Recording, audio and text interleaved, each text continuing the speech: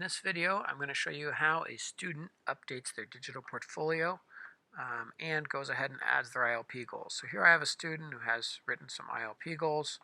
They've signed into their email, but they've never used Google Sites before. So we're going to use the waffle menu, that's the 9 dots, and go to Google Sites.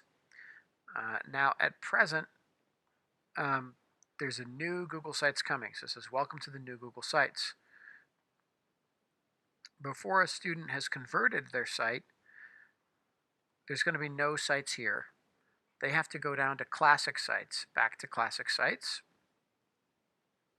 And there they're going to find their digital portfolio, which is in the old Google Sites. When they click on the portfolio, my hope is that most of them will see something saying their site's already been converted and they have to go to the converted site. If they don't see that, they can click Upgrade Your Site Now. And they want to just leave everything checked by default. Go ahead and click Start. Okay, once it says the draft site is created, we can continue. Now we're going to review the draft. This is the step you would jump into if they had seen a link directly from there. Actually, I'll show you what that looks like. So if it had already been converted, they would see this and say, hey, it's already been converted, open new site. And that would bring them to this draft site. So here's the draft site. The biggest change in the draft is that now instead of saving one page at a time, you can make a bunch of edits and then you have to publish the changes. So there's a difference between the sort of draft saved state and the published state, which is how a lot of website software works. Okay, so to publish our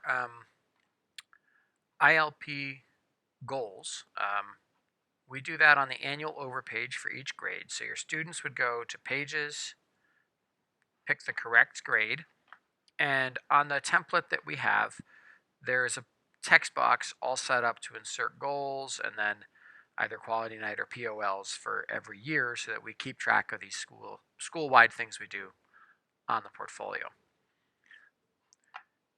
Most people will have their goals already in a Google document, or maybe you've got a Google Doc and you've got a spreadsheet where you track goals. So the easiest way to do it is to go to Insert and insert a Drive document. In my sample student, there's only one document, so it's easy. You might have to search a little. Go ahead and choose that. It automatically inserts it. And you can change how much space this takes up if you want. So there's the document. One problem is that you can't insert a document in the middle of a text box, and the full template was a text box. So if I wanted to keep this quality night part of the template, actually maybe I'd make that into a little heading, a little bigger. What I need to do, I just selected it and copied, and then I can insert a new text box and paste the other part of the template. And then they would put it there. And if you had multiple documents, you could insert another Drive document here. In my case, I don't, but you could insert your tracking document or whatever you wanted.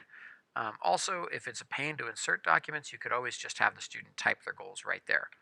Goal 1, here's my goal. So lots of ways to edit it. It's pretty intuitive. The only gotcha is that you can't put a document in the middle of a text box. So you have text, document, new text. All right.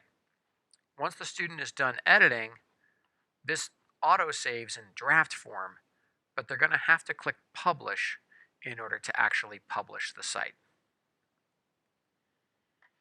When you publish, you'll get a chance to review what changes you've made. So it's going to show you what's different between the two drafts, and then you'll have to click Publish again. And the very first time you publish your new site, it's going to ask, do you want to use the existing site? And that's what you do, because that's where all your teachers find your digital portfolio. So just go ahead and leave that, use existing site address, and go ahead and click Publish. It's going to say, are you replacing your old one? And yes, you're going to go ahead and replace the old one. And click Publish. And now your new site is published. And this is the editor view of your new site. And if you click View, you'll get to the viewing view of your new site, which says google.com or Innovation Charter, and then has your name.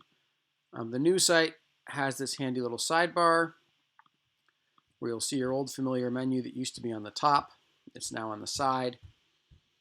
Um, and everything is laid out to work as well as possible. And then in the new site, if you're logged in, there's a little pencil that hovers in the bottom right to click to edit. And once you're back in edit mode, you can also see all your pages and navigate them.